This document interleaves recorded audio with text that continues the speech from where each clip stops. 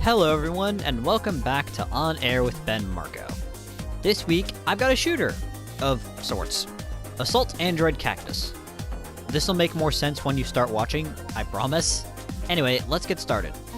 To start off with, Assault Android Cactus is a shooter, as you'll see in a minute. It's really fast-paced and really fun, but before I get into that, I'm going to show you some of the characters that you can use.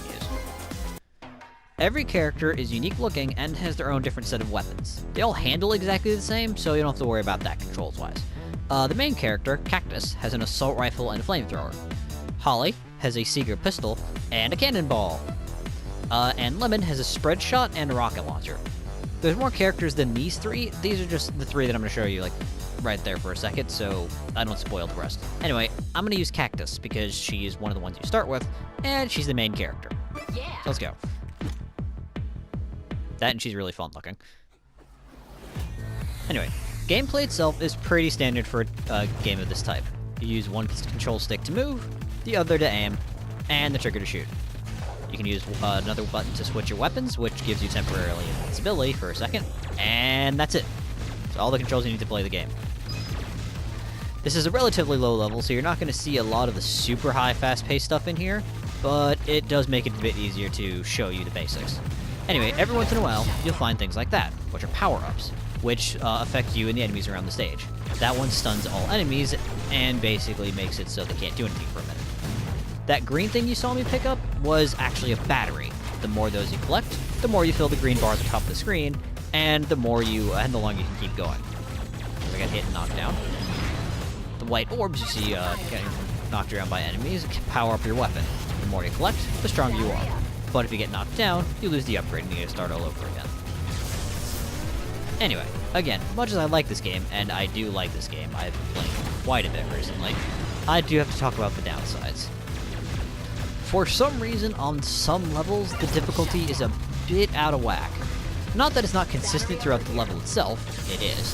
It's just that, for some strange reason, some levels are significantly more difficult than the ones surrounding them.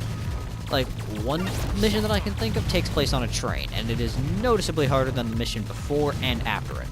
It's probably just the mechanics, or something like that makes it a little bit more trickier, but I would like it if they scaled the difficulty to make a little bit more sense. But, in a game, so it's not the biggest deal in the world, since you can still get past it.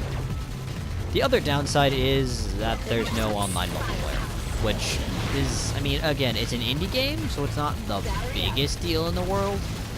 So, but, you can still play with other people if they're sitting next to you, like, on a couch, which is fine. It's nice to see people including couch co-op nowadays still.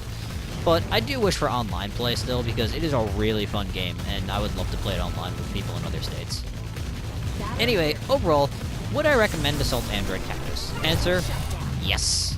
1, it's cheap. It's only $15. 2, it's got quite a bit of replayability, since you can just mess around with the alternate characters and try and beat your own score on levels. And 3 is that it's actually decently available. It's both on computer and on PlayStation 4 for the moment. So, yeah, if you got one of those, you're all good to go. Sorry Wii U users, not for you just yet. Anyway, thanks a lot for watching, everyone.